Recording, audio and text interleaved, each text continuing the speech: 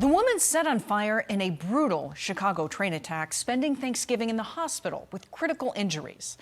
This, as we learn, the suspect is a career criminal who repeatedly violated electronic monitoring conditions.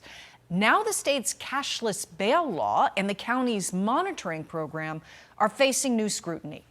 Brooke Taylor is live from Dallas with more. Good morning, Brooke.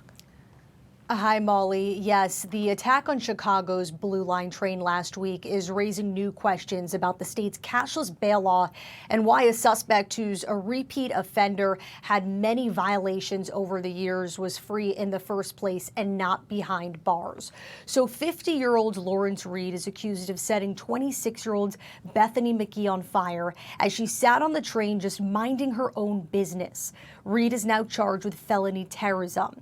He has a lengthy criminal history with more than 70 prior arrests. And most recently, he was awaiting trial after he allegedly knocked a hospital employee unconscious. Well, Reed was released, allowing him to roam the streets on electronic monitoring after Judge Teresa Molina Gonzalez denied the prosecutor's request to keep him detained. Under Illinois cashless bail law, it's up to the judge to decide if defendants should stay behind bars before trial. Well, Fox News reviewed records from the Cook County Chief Judge's Office, which oversees electronic monitoring. And check this out. As of earlier this month, more than 500 people charged with violent offenses are out on monitoring pretrial. That includes 9 charged with murder and 32 charged with attempted murder. Records show Reed was violating his curfew with multiple alerts just this month, including the night that Bethany McGee was set on fire. This was a breakdown in our public mental health institutions as well as our criminal justice system.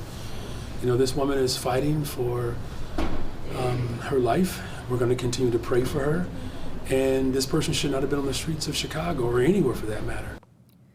And the Chief Judge's Office says it's reviewing all action in Reed's case to make sure that procedures were followed and to identify improvements. Meanwhile, critics are blaming the SAFE-T Act, which was the cashless bail law signed by Governor J.B. Pritzker back in 2021. Molly. A heartbreaking case. Thank you so much, Brooke Taylor. We appreciate it. Mike? Molly, let's bring in Donna Rotuno, criminal defense attorney and Fox News contributor. Donna, welcome. Thanks, Mike. How are you? I want to dig into that Fox News analysis that says that hundreds of people charged with violent crimes in the Chicago area are out on electronic monitoring, including more than 40 accused of murder or attempted murder.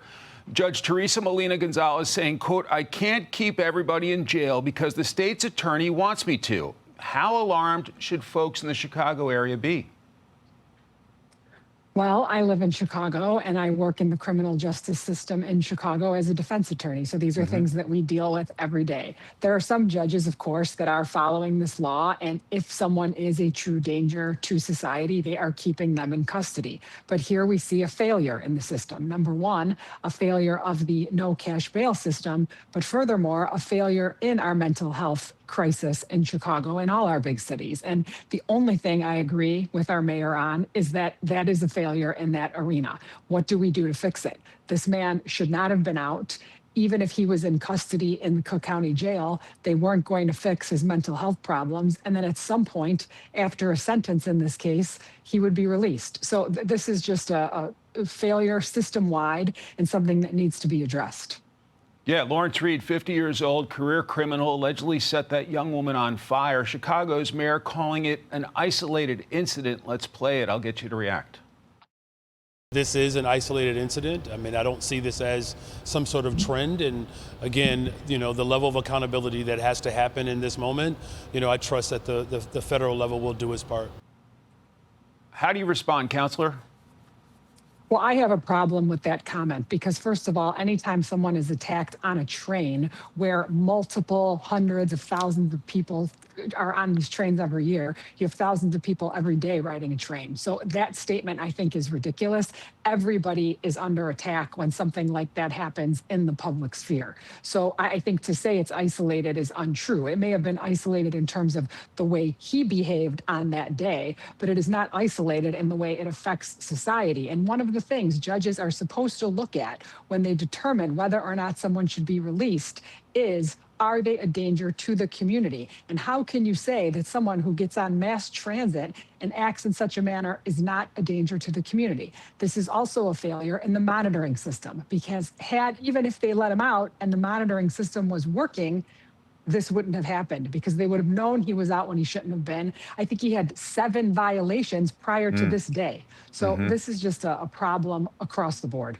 Then there's a new heartbreaking case here in Washington, the ambush of those National Guard members. One has died, one is fighting for his life. Here's the U.S. Attorney Jeanine Pirro on that. There are certainly many more charges to come, but we are upgrading the initial charges of assault to murder in the first degree. And we are hoping that the more information we can get and the more investigation that is going on 24/7 now, around the clock in Washington, the more we will find out about what actually happened. Donna, what's your assessment of that case? Well, first of all, obviously those charges are going to be upgraded. That poor young servicewoman who lost her life, 20 years old. What a tragedy, out keeping the rest of us safe. And then something like this happens because we allow people into this country that are not vetted and probably shouldn't be here to begin with. So this is just a tragedy. In terms of the charges were going to be upgraded. That is what should happen. I do believe they will seek the death penalty at some point, and that's where we'll be. Donna Rotunno, thank you so much for your time and your analysis. Hey everyone, I'm Emily Campagno. Catch me and my co-hosts Harris Faulkner and Kaylee McEnany on Outnumbered every weekday at 12 p.m. Eastern, or set your DVR. Also, don't forget to subscribe to the Fox News YouTube page for daily highlights.